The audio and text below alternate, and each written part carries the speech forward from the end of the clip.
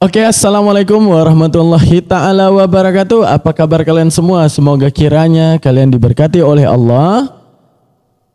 Semoga kiranya mudah rezeki, panjang umur, sehat badan, sehat iman, dunia dan akhirat. Nah, kita akan melihat di sini teman-teman semua, di mana Andre Tunggal kepanasan lagi ketika ada seorang mualaf yang membongkar setelah kemualafannya apa yang membuat dia memilih mualaf, dan kemudian dia merasakan ada ayat-ayat Bible yang dijelaskan tidak sesuai dengan apa yang dijabarkan oleh Yesus.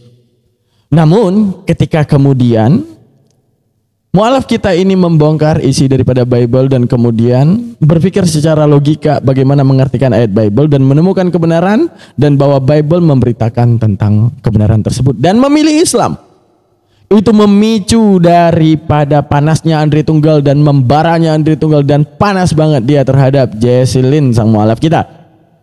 Oke, mari kita lihat bagaimana kemudian Andre Tunggal mengkritisi Jesslyn.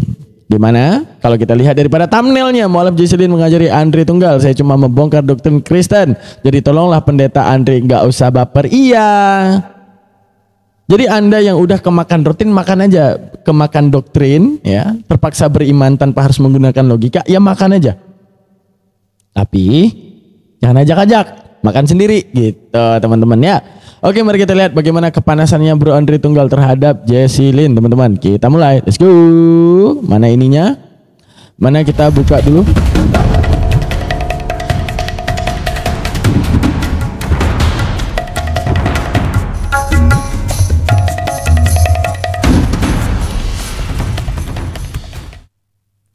Oke teman-teman, mari kita lihat bagaimana apa yang dipaparkan oleh Jesslyn.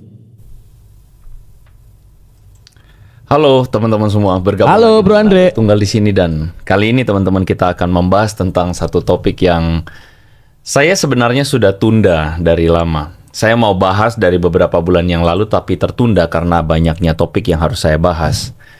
Bukan banyaknya topik, banyaknya makan doktrin. Dan topik hari ini kita akan membahas tentang judulnya Pendeta Andre dikasih paham oleh mualaf Jesslyn ya. Seperti thumbnail yang Anda saksikan ini, mualaf Jesslyn ingin mengajari Andre Tunggal, begitu katanya. Ya. Nah teman-teman, video ini saya ambil dari channel Ngaji Cerdas ya. Ngaji Cerdas yang sebenarnya cukup legend dari dulu. Katanya cerdas sih, dan karena saking cerdasnya dia memberikan judul kuliah gratis dari mualaf untuk pendeta dan Elia.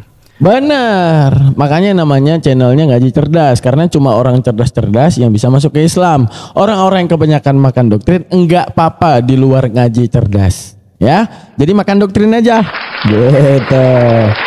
Hanya orang-orang cerdas yang bisa masuk Islam, karena maksudnya fitrahnya manusia diberikan akal berpikir dapetin kesimpulan, bukan manusia diberikan akal terpaksa ada dalil menyimpul-nyimpulkan. Itu tidak boleh Bro Andre. Pendeta Andre Tunggal dan Elia dikasih paham oleh mualaf Jesslyn, begitu katanya ya. Jadi katanya si Ngaji Cerdas, saya mau dikuliahin begitu. Menarik juga teman-teman, kita saksikan apa yang mau dikuliahin kepada saya ya. Okay. Mari kita saksikan sama-sama teman-teman. Ada 3 fitnah bodohnya terhadap agama Kristen. Iya, itu saya ada baca. Ada 3 fitnah. Fitnahnya terhadap yang pertama dosa, duanya lagi apa ya?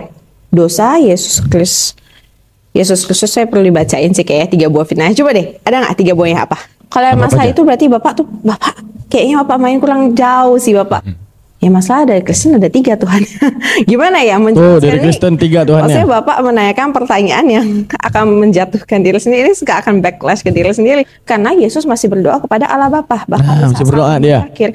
Jadi kalau Yesus berdoa kepada Tuhan, berarti Yesus Tuhan nggak? Kalau Tuhan nggak perlu minta Pak.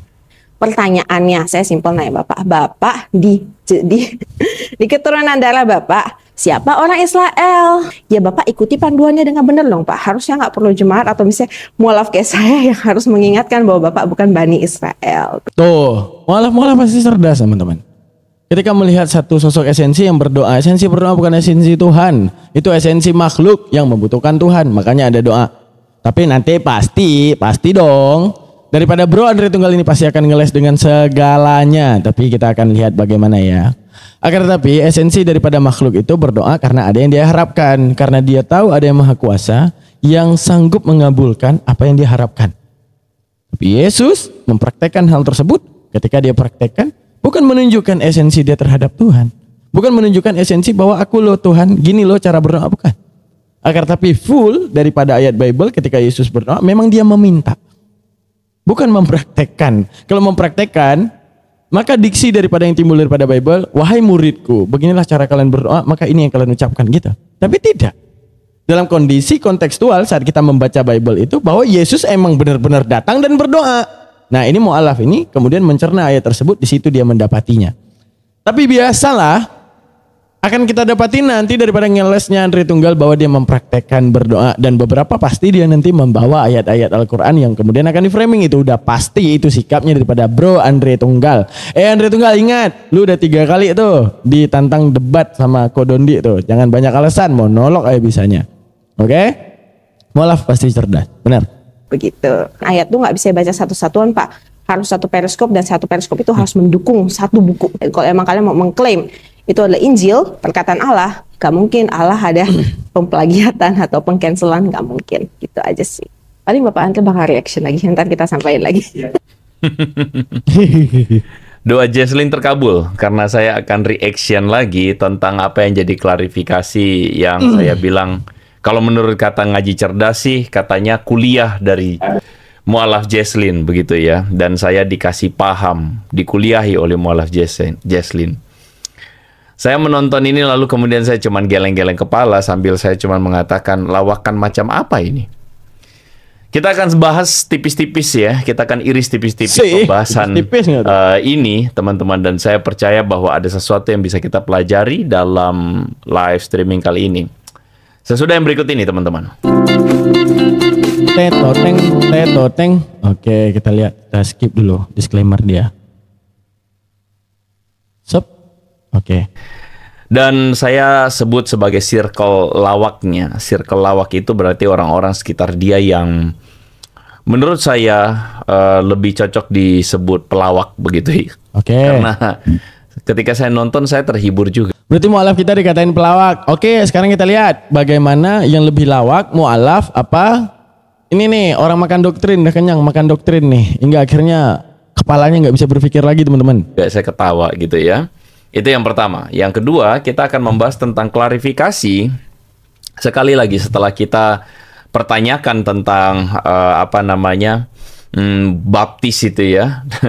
Jadi saya pertanyakan kembali dia kemudian klarifikasi lagi tentang baptis 7 kali. Jadi Jesslyn membela diri, dan makin membela diri makin lucu dia begitu ya. Jadi saya akan tunjukkan kepada Anda bahwa kelucuan-kelucuan yang dimiliki oleh orang-orang ini nih benar-benar. Yang sebenarnya lucu, ini pernyataan Jesslyn baptis 7 kali, Anda juga harus bertanya.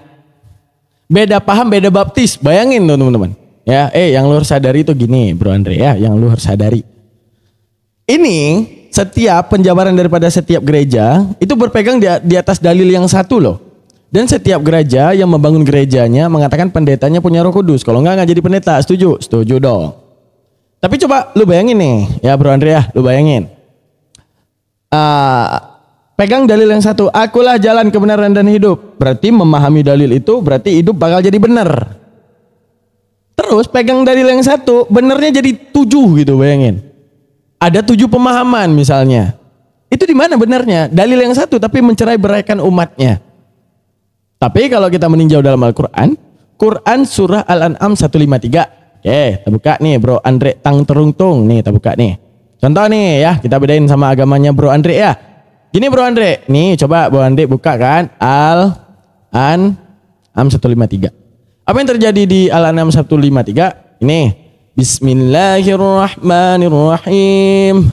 Wa anna hadza sirati mustaqima fattabi'uhu wa la tattabi'u subula fatafarraqa bikum an sabilihi. Dzalikum wassakum bihi la'allakum tattaqun. Bahkan ini ditegaskan. Wa anna ini adalah kalimat taukidah namanya. Kalimat dalam bentuk penegasan. Apa yang ditegaskan oleh Nabi Muhammad? Ditegaskan wa anna, dan bahwa sesungguhnya hadza sirati, ini jalanku, mustaqima, yang lurus, fattabi'uh, engkau ikuti jalan ini. Kenapa? Kan kita bertanya nih, Nabi Muhammad, kenapa harus ikut jalan kamu Nabi Muhammad? Karena wala tattabi'u subula, dan jangan engkau ikuti hai seluruh manusia, subula, jalan-jalan, fatafarraka, yang akan mencerai-beraikan, bikum, dengan kamu, ansabilih, daripada jalan Allah. Paham maksudnya? Kata Nabi Muhammad kepada kalian, ya, kalian kalau mengikuti jalan, itu ikuti jalanku. Buktinya setiap jalanku ini, kalau kalian berpegang di jalil ini, kalian tidak akan bercerai-berai. Kalian akan terus beriman kepada Tuhan yang sama, kepada Rasul yang sama.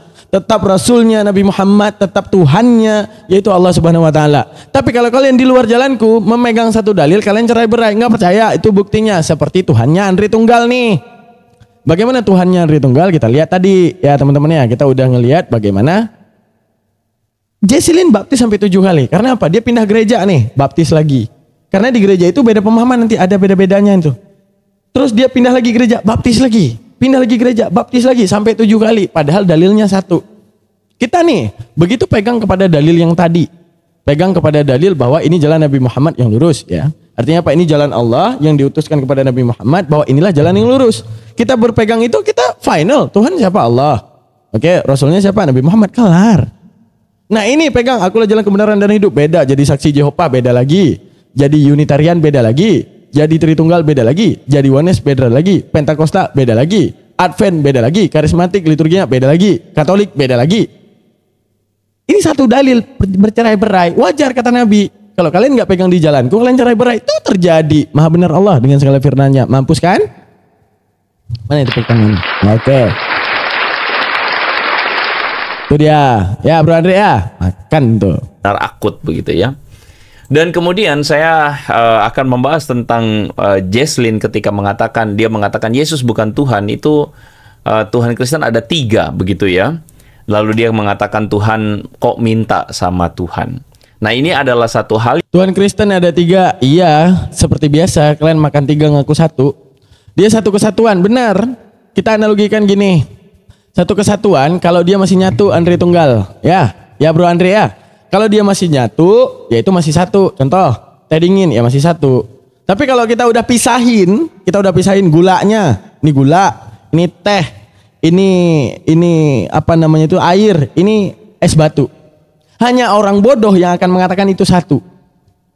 Gula berapa? 1. Air berapa? 1.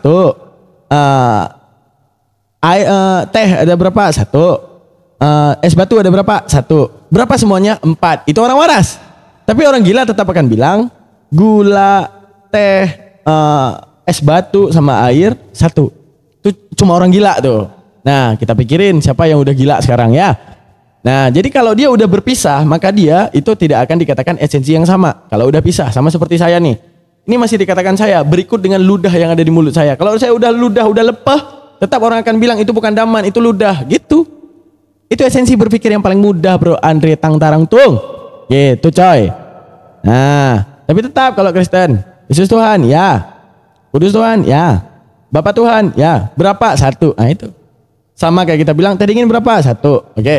Teh berapa? 1. Gula berapa? 1. Es batu berapa? 1. Air berapa? 1. Berapa semuanya? 1. Ah gitu. Saking gilanya tuh. Yang saya kira dapat menjadi pembelajaran buat kita orang Kristen karena barusan teman-teman tadi saya katakanlah berkhotbah begitu, lalu di dalam sebuah forum saya mengemukakan polemik yang dimunculkan oleh para polemikus muslim ini. Dan seperti biasa saya kira bukan polemikus muslim, dia Kristen dulunya, tapi dia pusing sama makan doktrin. Makan doktrin, kalau lu udah kenyangan makan perpuluhan, jadi lu udah nggak kebuka ya, udah enak perut lu kan. Nah, jadi daripada makan perpuluhan tapi isinya kesesatan, mending dia balik kepada segala sesuatu yang dikatakan benar gitu Bro Andre. Kira itu menjadi satu hal yang harus di-aware karena masih banyak orang Kristen yang mungkin butuh belajar ya. Butuh belajar untuk bagaimana menjawab hal-hal seperti yang disebutkan ini. Kok Tuhan doa kepada Tuhan atau kok Tuhan minta sama Tuhan? Nah, bagaimana orang Kristen kita menjawab hal-hal yang demikian? Anyway, teman-teman, terima kasih untuk sudah bergabung bersama-sama di dalam live chat kali ini, begitu ya. Dan saya sebelum masuk ke disclaimer, karena tadinya saya mau masuk disclaimer, tapi saya pikir saya mau sapa dulu beberapa teman-teman yang sudah bergabung di kolom live chat. Iya, suka-suka lo. Ya, yang terakhir, penjelasan kita, Tuhan minta sama Tuhan. Esensi meminta, itu esensi makhluk. Contoh gini, coba jabarkan Yesus adalah Tuhan, tetap dibilang, dia dilahirkan tapi bukan dari sperma. Kata-kata dilahirkan aja itu udah kata makhluk. Yang kedua, dia dimatikan tapi dibangkitkan. Kata-kata mati aja itu udah esensi makhluk, Bro Andre. Jadi mau kayak manapun kalian ngeles, dasar daripada kata adanya kelahiran dan kematian itu esensi makhluk. Esensi daripada Tuhan mengabulkan doa, bukan meminta doa. Kalau udah yang namanya meminta doa, itu adalah esensi kemakhlukan. Bagaimanapun lu bilang, oh ini mempraktekkan cara berdoa gini gitu, serah. Tetaplah itu esensi makhluk, di mana makhluk butuh harapan terhadap sesuatu yang bisa diharapkan. Gitu. Ya, kita lihat dia mau bahas apa lagi. Ini dia udah sapa-sapa. Sekarang kita lihat dia disclaimer ya. Tadi saya katakan bahwa video ini adalah video dari Ngaji Cerdas, channel yang selalu mengeksploitasi kisah-kisah mualaf yang kebanyakan daripadanya kisah-kisah mualaf odong-odong dan beberapa dari mualaf odong-odong, mualaf otaknya udah pada bener, otak lu masih odong-odong. Ya, pada kagak jelas otak lu. Habis keanehan. Saya enggan untuk menyebut kepalsuan, teman-teman, tetapi keanehan, keganjilan, lawakan dari semua mualaf atau orang-orang tersebut ya. Mana yang lebih aneh? Pencipta menciptakan ciptaan untuk melahirkan pencipta. Itu lebih aneh. Itu otak yang lebih aneh. Dimana otak nggak tahu ya, yang kiri bukan kanan, yang kanan bukan kiri. Tapi otak menyetujui nih yang otak aneh nih. Kiri adalah kanan, ya. Langit adalah bumi, ya. Putih adalah hitam, ya. Itu otak aneh namanya. Karena otak yang benar, langit bukan bumi. Kiri bukan kanan, atas bukan bawah, pencipta bukan ciptaan, ciptaan bukan pencipta. Lalu bagaimana daripada ciptaan melahirkan pencipta? Lalu siapa yang menciptakan ciptaan? Adalah pencipta lainnya. Berapa? Satu. Bayangin. Itu yang aneh, Bro Andre. Hey. Sekali lagi, kita tidak anti jika ada orang yang memilih untuk menjadi mualaf, teman-teman ya. Jadi silakan kalau mau mualaf, silakan pindah agama, silakan menjadi muslim, silakan. Siapa bilang mualaf pindah agama? Mualaf itu bukan pindah agama. Siapa bilang loh?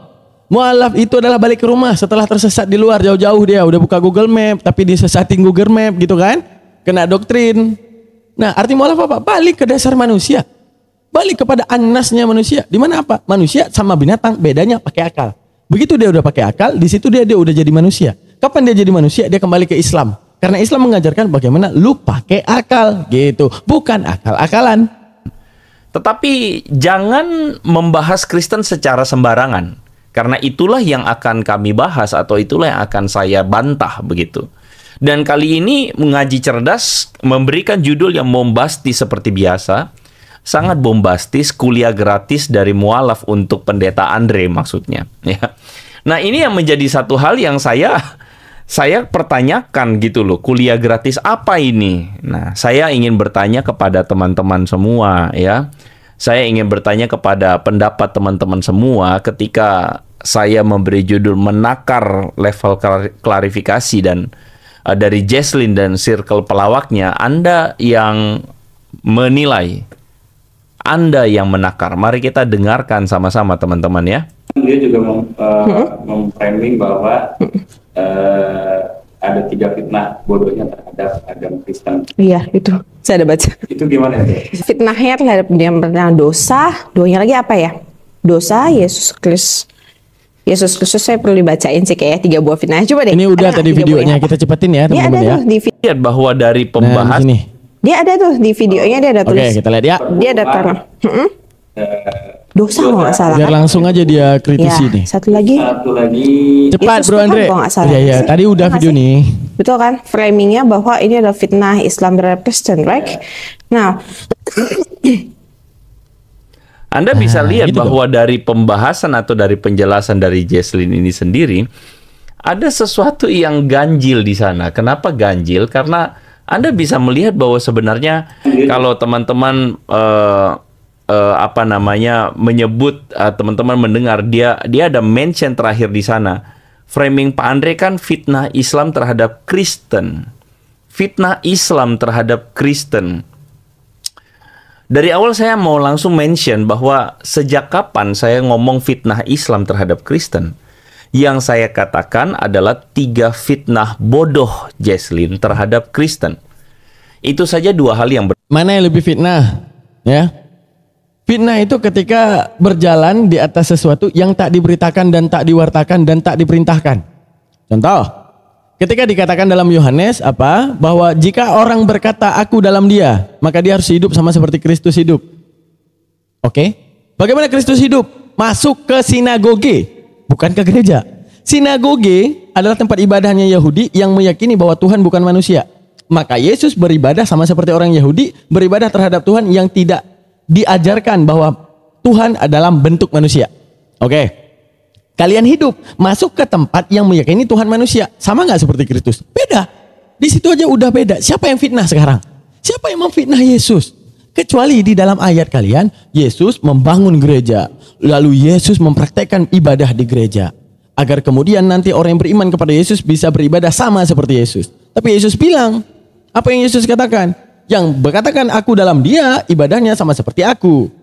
Aku ibadah ke sinagoge. Sinagoge ajaran siapa? Ajaran Musa. Apa yang diajarkan Musa? Shema Israel, Adonai Eloheinu Echad, tentang satu Tuhan. Siapapun yang melihat Tuhan akan binasa. Berarti tidak mungkin Tuhan dilihat. Mengajarkan apa? Tentang yang namanya Tuhan itu bukan manusia, juga bukan anak manusia. Maka mewanti-wanti, jikalau setelah ajaran Musa ada Tuhan manusia dan juga anak manusia. Di mana ibadahnya Yesus? Yesus datang ke sinagoge, mengkuduskan hari Sabat. Dia masuk ke sinagoge. Begitu dia masuk ke sinagoge, ngapain Yesusnya, teman-teman? Yesusnya beribadah sama seperti Yahudi ibadah. Apa dia ibadah di situ? Dia masuk ke tempat yang tidak meyakini Tuhan itu anaknya Maria. Kata Yesus, kalau kalian mengatakan Yesus di dalam dia, aku di dalam dia, ibadahnya sama sepertiku. Kalian masuknya kemana? Sinagogi bukan? Bukan. Kemana kalian masuk kemana kalian masuk teman-teman? Bro Andre? Ke gereja. Apa yang kalian sembah? 3 Tuhan. Apa yang kalian sembah? Tuh, Tuhan itu tuh. Tritunggal itu. Yesus kemana dia ibadahnya? Kepada yang tidak ada Tritunggalnya. Sama nggak hidup kalian? Nggak ada. Jadi ajaran kalian dari mana? Dari ajaran yang sedang memfitnah Yesus sebagai Tuhan. Begitu Bro Andre. berbeda. Buktinya apa? Buktinya ada di video saya. Anda bisa lihat bahwa di dalam video saya menulis 3 fitnah bodoh, bukan fitnah Islam. Ya. Di mana, pertanyaan saya, di mana kemampuan menalar kalian yang katanya ngaji cerdas dan katanya mualaf cerdas? Di mana kemampuan menalar kalian itu? Bahkan untuk membedakan antara secara pengkalimatan 3 fitnah bodoh. Yang bodoh apanya? Fitnahnya. Yang lebih bodoh itu meneliti kata ciptaan dan pencipta disamakan, itu lebih bodoh. Seperti meneliti kata hitam dan kata putih tiba-tiba disamakan, itu bodoh namanya. Yang namanya pencipta bukan ciptaan, yang namanya ciptaan bukan pencipta. Lalu pencipta menciptakan ciptaan agar ciptaan bisa melahirkan pencipta. Itu lebih gila, lebih rusak Bro Andre. Bukan fitnah Islam. Kenapa kalian ambil kesimpulan bahwa saya menyebut Islam memfitnah Kristen? Itu kan salah. Sama sekali salah. Teman-teman, Anda bisa menilai. Anyway, terima kasih untuk Atadina, Tuhan Tuh, dari kasih perpuluhan ya guys.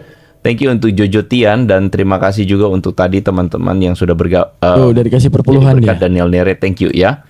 Kita kembali. Teman-teman lah yang menilai ya. Di mana perkataan saya mengatakan fitnah Islam? Tidak. Justru mereka sendiri yang bikin-bikin. Saya dengan jelas mengatakan 3 fitnah bodoh. Yang bodoh apanya? Fitnahnya begitu. Dan fitnah itulah yang saya permasalahkan. Udah nggak usah cengeng, bahas aja apa yang dikatakan Jocelyn salah, cepat, nggak usah cengeng. Bukan fitnah Islam. Nah dari sini saya sudah bisa melihat, Anda bisa melihat bahwa Joshua Kanikir ya, teman kita mengatakan para mualaf ini kurang bahasa Indonesia. Kucing orang bilang apakah itu starter pack jadi mualaf? Sekali lagi ya, kita tidak permasalahkan mualafnya, tetapi kalian menunjukkan standar yang demikian. Banyak ngomong. Ya udah kita skip ya teman-teman, ke ini kita skip. Ke dia mengkritisi Jocelyn yang baptis 7 kali dulu ya. Oke, di sini. Nah, coba Dengerin sekali lagi. Dibaptis 7 kali. Benar 7 atau 9? Sorry, ini suaranya kegedean, saya kecilin dikit. Oke, kita dengarkan sekali lagi ya. Dibaptis 7 kali. Benar 7 atau 9? 7 kali. 7 kali.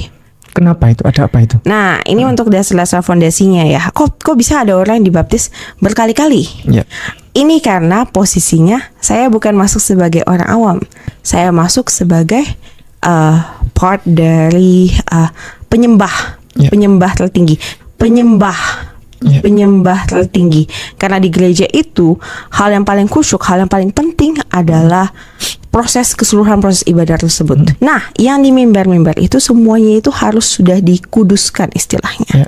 Kenapa saya harus dibaptis sampai 7 kali? Karena saya yang memegang setengah dari alur penyembahan dan setengah dari ibadah. Kalian bisa mengerti khotbah atau tidak, kalian bisa hati kita akan bisa terbuka untuk bisa mendengarkan khotbah dengan baik adalah jika penyembahannya itu benar dan tepat. Nah, itulah kenapa saat saya berpindah gereja dan di situ saya memegang posisi pianis utama, saya harus dibaptis ulang. Itu kenapa saya bisa baptis sampai 7 kali dan punya 7 nama baptis yang berbeda. Seingat saya nama saya itu ada Esther. Iya, Esther. Satu tuh Esmeralda. Satu yang lagi Elianus atau sesuatu. Saya lupa. Yang ketiga saya lupa. Berarti yang komentar seperti itu mainnya kurang jauh ya? Ya, komentar seperti itu awam.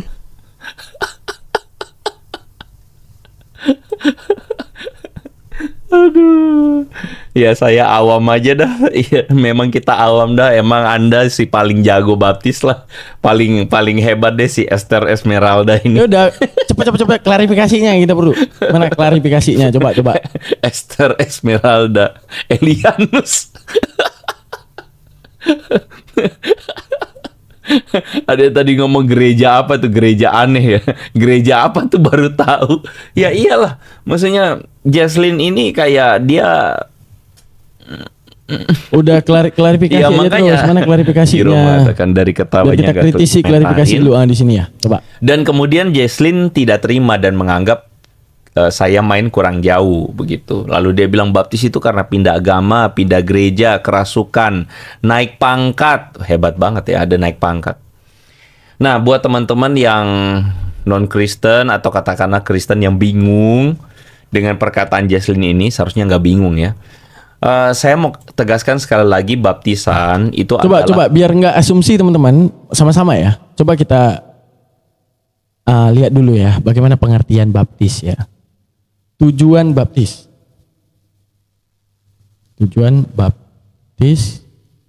dan alasan dibaptis. Coba deh kita lihat dulu ya. Kita netral di sini. Baptisan adalah sakramen suci dalam Kristen yang bertujuan untuk menyucikan diri dari dosa, menjadi anggota gereja dan memulai kehidupan baru. Oke. Baptisan juga melambangkan pengampunan atas pelanggaran dan perolehan Roh Kudus. Tujuan menyucikan diri dari dosa, menjadi anggota gereja. Tuh. Nah, beda-beda gereja lu, beda baptis lu. Tuh, apa yang salah? Memulai kehidupan baru. Oke. Menyatakan pengabdian terhadap Yesus Kristus. Oke. Menyatakan keterlibatan dalam komunitas tuh. Beda komunitas lu, baptis lagi lu.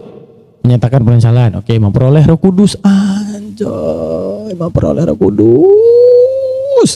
Gue setiap Roh Kudus ini nih yang gue agak geli dengarnya. Kenapa gini? Gini ya teman-teman ya pemikirannya. Ya. Setiap gereja itu sistem ibadahnya beda-beda. Itu yang harus kita tahu. Ibadahnya beda-beda nih. Ketika ibadahnya beda-beda, kan ibadahnya beda-beda nih, teman-teman. Ada yang joget-jogetan. Coba lihat Katolik sama Protestan, beda lagi ibadah. Advent beda lagi, ini apa namanya tuh? Advent, karismatik, ya, Protestan, Katolik. Itu beda-beda itu. Sistem ibadah ataupun bagaimana pelaksanaan di dalam gerejanya itu beda-beda. Nah, setiap itu berarti dibaptiskan. Setiap yang pindah gereja itu dibaptiskan.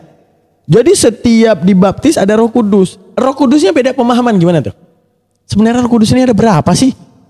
Atau ada Roh Kudus Advent, ada Roh Kudus karismatik, ada Roh Kudus Katolik, ada Roh Kudus Protestan. Suka-suka kalian aja lah. Mau kalian nyembah biawa juga, gue kagak peduli dah. Gue kagak peduli dah. Memperoleh Roh Kudus. Seharusnya kalau memperoleh Roh Kudus, Roh Kudus ini kalian bilang roh kebenaran. Kalau itu memperoleh Roh Kudus, maka kalian tuh satu otak. Kebenaran itu nggak ada probability 2 gitu. Seperti saya ngomong gini, benda ini adalah putih. Kebenaran nggak ada yang ngomong ini hitam. Jadi tidak ada yang namanya beda pendapat, itu tidak ada. Karena yang namanya beda pendapat itu harus dikritisi mana yang lebih benar. Kalian bilang nih baptis untuk memperoleh Roh Kudus. Setiap yang dibaptis punya Roh Kudus. Apa Roh Kudus? Roh kebenaran. Agar dia nanti tahu yang benar. Oke. Advent dibaptis. Roh kebenarannya ikut seperti Advent. Roh karismatik. Roh Katolik beda lagi. Roh Kudus di Katolik beda lagi. Roh Kudus di karismatik beda lagi. Protestan beda lagi. Suka kalian dah. Oke, kita baca lagi ya. Oke. Baca lagi. Alasan dibaptis. Sebagai tanda bahwa seseorang telah dibangkitkan dari kematian, tak ikut. Ya, siap. Sebagai tanda bahwa seseorang telah bergabung dengan jemaat Kristen. Ya, oke. Sebagai tanda bahwa seseorang telah memutuskan untuk memeluk Yesus. Oke. Sebagai tanda bahwa seseorang telah bertekad untuk mematuhi ajaran Kristus. Benar. Sebagai tanda bahwa seseorang telah bertekad untuk terlibat aktif dalam komunitas gereja. Tuh, beda komunitas, beda baptisan. Makan tuh. Baptisan merupakan tonggak penting dalam perkembangan rohani. Orang percaya baptisan juga merupakan sarana Allah untuk menghapus dosa manusia. Hah? Oh iya. Dosa kalian udah ditebus. Terus pindah gereja ditebus lagi gitu maksudnya. Udah, saya suka kalian lah. Udahlah, kagak tahu. Saya suka kalian. Gue juga ikut pusing dah. Nah, lanjut. Ritual atau sakramen lahir baru. Lahir baru maksudnya apa? Itu adalah sakramen pertobatan dan pengakuan iman dalam tradisi gereja. Dan baptisan itu oleh institusi gereja tidak dilakukan berulang-ulang. Saya ulang ya. Tidak dilakukan berulang-ulang. Maksudnya apa kok? Kan ada tuh gereja yang melakukan baptis ulang. Kalaupun ada baptis ulang, biasanya didasarkan atas pertimbangan bahwa baptis sebelumnya itu dianggap tidak sah. Bagi sebagian gereja, ada yang mementingkan soal masalah ritual atau cara baptis. Coba deh, biar dia nggak bohong ya. Dia sering bohong teman-teman. Coba. Kita nggak boleh kayak gini nih, dibohongin sama Bro Andre nih. Coba ya, kita lihat. Apakah alasan baptis ulang? Dalam agama Kristen, seseorang mungkin dibaptis ulang karena kurangnya pemahaman rohani atau karena sebelumnya dibaptis dalam denominasi yang tidak diakui tuh. Apa yang lu jelasin? Keabsahan. Lu beda pemahaman, lu dibaptis ulang. Oke, kurang pemahaman rohani. Seseorang mungkin dibaptis ulang jika ia sebelumnya dibaptis saat dia masih bayi atau anak-anak, tetapi kemudian memahami tentang dosa, pertobatan, pengorbanan Yesus Kristus dan peran Roh Kudus. Roh Kudus lagi. Seseorang mungkin dibaptis ulang jika ia sebelumnya dibaptis tanpa pencelupan, padahal dibaptis sejati harus dilakukan dengan pencelupan. Itulah kayak tes celup lah kalian ya. Bukan masalah itu ya jadi teman-teman ya. Itulah perbedaan kita dengan Kristen ya. Kalau kita di Islam berlandaskan keilmuan. Kalau ada orang ini, misalnya kayak Kumaila tuh ya, menjelaskan Al-Quran seenaknya, di Armando tuh menjelaskan Al-Quran seenaknya. Itu bukan tentang Roh Kudus, tentang ilmu apa dia pakai. Secara dia mendalami Al-Quran, itu sistemasi katanya dia udah ngerti belum? Nahu, sorafnya ngerti nggak? Balaghahnya, badi, ba'aninya, udah kelar belum nggak? Taksis, muqassas antara hadis dan ayat udah tahu belum? Ya, nasakh, mansukh, asbabul wurud, asbabul nuzul, itu gimana? Oke, di antara hadis bagaimana menempatkan hadis hasan? Bagaimana mengambil hukum daripada hadis hasan? Hadis dhaif bolehkah dipakai? Dalam kondisi apa dia dipakai? Oke, hadis sahih itu hanya dipakai untuk apa? Tujuan daripada hadis sahih apa? Dalam keabsahan hukum, hadis sahih, hasan ataupun dhaif yang didahulukan. Dalam info khabari, apakah boleh menggunakan hadis dhaif? Tahu? Gak ada Roh Kudus, itu pakai otak. Maka kami bisa tahu, oh ini dia menyesatkan, oh ini. Tapi udahlah, saya nggak ngerti teman-teman, nggak ngerti. Kalau bagian Roh Kudus saya nggak ngerti dah. Ini setiap pendeta yang berbeda pemahaman, Oneness Tritunggal misalnya, semuanya bilang punya Roh Kudus. Tandanya apa? Tandanya gini Bro Andre, baru boleh punya Roh Kudus kalau punya tandanya misalnya orang yang punya Roh Kudus, matanya bersinar, warna biru terang, menyala bangku, gitu misalnya. Oke. Maka kami akui, oh ternyata benar Kristen. Baru kita bisa bedakan Kristen yang benar dan Kristen yang salah. ketika ada matanya menyala biru gitu. Bush.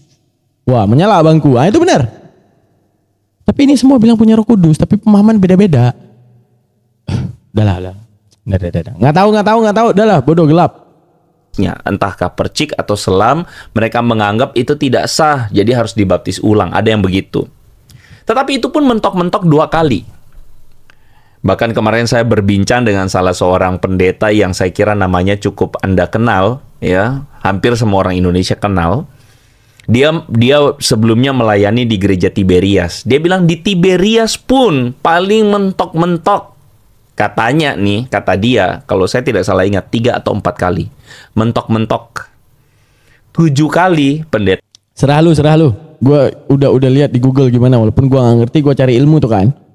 Tuh, jelas-jelas itu. AI aja udah tahu itu. Bagaimana pindah gereja, pindah pemahaman, baptis ulang. Nah, sekarang yang kedua teman-teman, framing Yesus bukan Tuhan. Kata dia framing. Oke, kita lihat. Bahkan di saat-saat momen terakhir. Jadi kalau Yesus berdoa kepada Tuhan, berarti Yesus Tuhan nggak? Kalau Tuhan nggak perlu minta apa? Sebagai Tuhan tuh berhak. Jadi dia tidak perlu meminta, dia tidak perlu berdoa, dan dia tidak perlu sujud, dan tidak perlu untuk menunduk kepada Allah Bapa. Karena tidak ada Tuhan, tidak ada the kings of all kings yang bow to another king. Because they are kings, right? Jesslyn memberikan sebuah penjelasan. Ya, sebenarnya bukan apa yang saya permasalahkan, tapi kemudian dia bikin sendiri apa yang dia mau permasalahkan. Dan permasalahan yang dia permasalahkan itu adalah dia bilang bahwa saya memframing ada fitnah bahwa Yesus bukan Tuhan. Lalu dia membela diri. Dia membela diri dengan mengatakan, oh, buktinya Yesus bukan Tuhan itu karena Kristen ada 3 Tuhan. Nah, ini alur logika dia. Karena Kristen ada 3 Tuhan, lalu karena Yesus berdoa kepada Bapa, masa Tuhan minta-minta? Lalu dia bilang, Yesus sujud pada Tuhan, King of Kings kok sujud? Jesslyn. Saya mengantisipasi sekali lagi karena di awal tadi kan saya juga cerita, saya bilang hari ini saya barusan berkhotbah. Iya, suka-suka lu curhat. Oke, kita lihat lagi teman-teman ya. Ya, apa yang difitnahin Madrid Tunggal ini ternyata benar ataupun tidak. Coba kita teliti Yesus berdoa ya. Ayat Yesus berdoa, coba nih.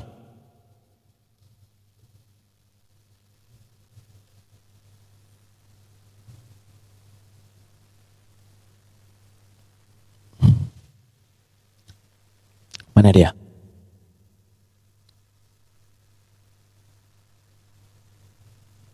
Mana dia? 6:12, Lukas 6:12. Pada waktu itu pergilah Yesus ke bukit. Nah, kita baca di belakang. Kemana Yesus? Maka meluaplah amarah mereka, lalu mereka berunding apakah yang akan mereka lakukan terhadap Yesus. Nah, kemana Yesus? Pada waktu itu pergilah Yesus ke bukit untuk berdoa semalam-malaman. Ia berdoa kepada Allah. Wow, nubuatannya itu agak connect ke Mazmur 91 teman-teman. Bentar ya, ini penting nih. Saya baca dulu. Bentar ya. Tetapi ia mengetahui pikiran mereka. Apa ini pikiran mereka? Coba kita baca dari pertama ya. Pada suatu hari Sabat, Yesus masuk ke rumah ibadat lalu mengajar. Di situ ada seseorang yang mati tangan kanannya. Oke. Ahli-ahli Taurat dan ahli-ahli Taurat dan orang Farisi mengamat-amati Yesus kalau ia menyembuhkan orang pada hari Sabat supaya mereka dapat alasan untuk mempersalahkan dia. Oh, mereka mewanti-wanti Yesus, guys. Mereka lagi CCTV-kan Yesus ini. Tetapi ia mengetahui pikiran mereka, lalu mereka berkata kepada orang yang mati tangannya itu, bangunlah dan berdirilah di tengah. Maka bangunlah orang itu dan berdiri. Oh, mereka ingin ngelihat nih Yesus menyembuhkan orang. Oke. Lalu Yesus berkata kepada mereka, aku bertanya kepada kamu, manakah yang diperbolehkan pada hari Sabat, berbuat baik atau berbuat jahat, menyelamatkan nyawa orang atau membinasakannya? Apa ya? Maksudnya di hari Sabat nggak boleh nyembuhin orang? Bagaimana? Oke. Sesudah itu ia memandang keliling kepada mereka semua lalu berkata kepada orang sakit itu, ulurkanlah tanganmu. Orang itu berbuat demikian dan sembuhlah tangannya. Oh, oke. Dan itu diwanti-wanti tuh, ya, sama ahli-ahli Taurat tadi. Maka meluaplah amarah mereka. Wow, lalu mereka berunding. Apakah yang akan kita lakukan terhadap Yesus? Nah, Pada waktu itu pergilah Yesus ke bukit untuk berdoa dan semalam-malaman ia berdoa kepada Allah. Di mana Tuhannya? Di mana ketuhanannya, Bro Andre? Di mana daripada narasi ini, paham nggak teman-teman yang saya polemikkan? Di mana daripada narasi ini, ayat ini ya kira-kira ya, yang Yesus berdoa, dia lagi ngajarin muridnya cara berdoa. Yesus itu nabi, Yesus itu hamba, ya dia pegang kodrat hamba Tuhan, pegang kodrat Tuhan dan sekalian suka-suka kalian lah. Itu penjabaran daripada Bapak Gereja. Cuma masalahnya daripada ayat ini, lu paham Yesus itu Tuhan dari mana? Di mana dia mendapati sebuah masalah. Dia menyembuhkan orang di hari Sabat, meluap amarah orang yang menyaksikan tersebut. Nah, begitu meluap itu, mereka merencanakan sesuatu terhadap Yesus. Yesus datang, ngadu ke Tuhannya itu. Nah, di mana paham Tuhannya? Sama seperti kita hamba ditimpa masalah, kita datang, ya Allah, aku punya masalah, maka selesaikanlah. Di mana esensi Tuhannya di sini daripada Yesus berdoa? Maka wajar mu'alaf itu cerdas. Kenapa? Mereka tahu di sini tidak ada esensi Yesus mengajari orang. Oke. Ketika hari siang, ia memanggil murid-muridnya kepadanya lalu memilih di antara mereka 12 orang yang disebutnya Rasul. Oke. Terus Simon juga diberinya nama Petrus dan Andreas, saudara Simon, Yakobus, Yohanes, Filipus dan ini nggak ada masuk lagi. Berarti daripada penjelasan itu, kalau seandainya penjelasan daripada Kristen bahwa Yesus datang mempraktekkan doa, cara berdoa. Lu baca dah ayat ini dah. Dari mana? Dari mana? Kita paham itu gimana caranya? Gue akan percaya gimana caranya. Cara berpikir terhadap orang tertimpa masalah datang kepada Tuhan minta doa, dia adalah Tuhan. Gimana caranya?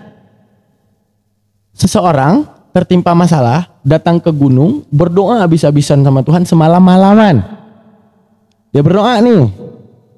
Terus cara kita berpikir, dia itu adalah Tuhan, dari mana caranya?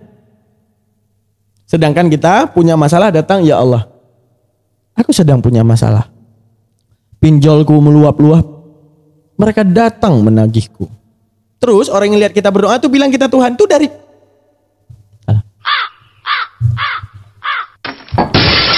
wes kok lah. Wes karepmu Andre. Wes karepmu. Enggak tahu pokoknya enggak tahu. Suka lu dah. Kita lihat pembelaannya, dia ngomong apa ya. Dan saya berkhotbah pada sekelompok anak-anak remaja di salah satu gereja. Lalu kemudian di situ saya memberikan sebuah pemaparan, termasuk saya mengemukakan apa yang jadi perkataan Jesslyn ini. Ya, bukan karena Jesslyn saya ngomong, tapi karena saya kira ada banyak orang yang bisa saja menjelaskan atau kemudian mengacaukan seorang Kristen, apalagi anak-anak remaja, anak-anak pemuda yang selama ini nggak aware, nggak belajar Kristen, dikacaukan pikiran mereka dengan mengatakan kalau Yesus Tuhan, kok Yesus berdoa di Getsemani? Kok Yesus berdoa kepada Tuhan? Yesus berdoa kepada siapa di Getsemani? Kepada Bapa. Lalu kalau Tuhan kenapa dia berdoa? Nah, jawab. Teman-teman, literally tadi pagi saya barusan tanyakan itu. Dan sayangnya anak-anak tersebut sangat tidak bisa jawab apa-apa. Nah, itu yang saya katakan bahwa pelayanan ini adalah pelayanan yang penting sekali. Penting sekali untuk apa? Untuk mengantisipasi kalau memang ada orang yang kemudian mempersoalkan iman Kristen. Apalagi kelompok-kelompok ini makin rame, makin berisik mereka di sosial media, ya. Nah, karena itu saya bilang bahwa kita orang Kristen itu jangan sampai terjebak dengan cara pikir Muslim, ya. Belief system dari orang Kristen dan orang Islam itu berbeda. Nah, gimana tuh? Dan sebagai orang Kristen sekali-kali saya selalu ingatkan bahwa jangan terjebak dengan cara pikir seorang Muslim. Karena apa yang disampaikan oleh Jesslyn ini adalah cara pikir seorang Muslim. Ya, ketika dia mengatakan konsep tauhid itu atau konsep mereka yang adalah la ilaha illallah itu atau tiada Tuhan selain Allah itu dipaksakan untuk masuk dalam konsep trinitas.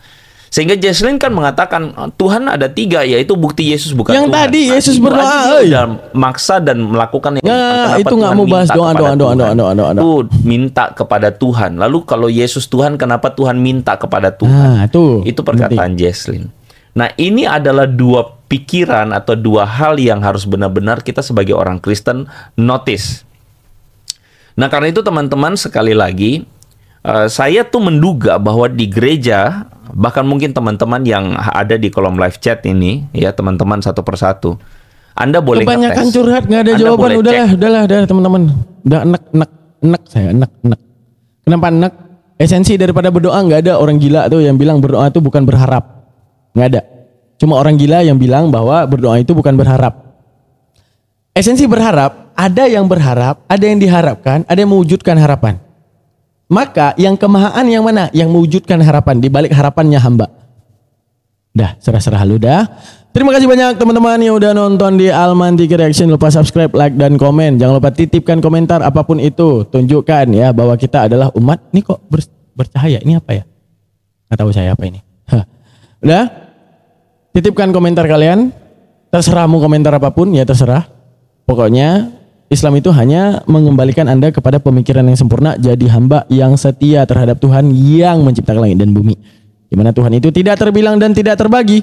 Maka orang yang mengatakan Tuhan terbagi itulah yang sedang memfitnah Tuhan.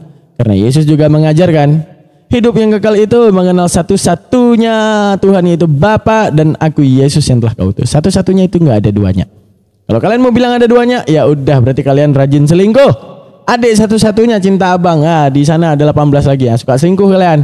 Nah, berarti suka fitnah kalian. Ya udah, suka-suka kalian teman-teman. Jazakallah untuk yang telah menonton. Terima kasih banyak. Jangan lupa subscribe dan komen. Kita tutup daripada pernyataan daripada Om Deddy Kobuzer. Oke, bye.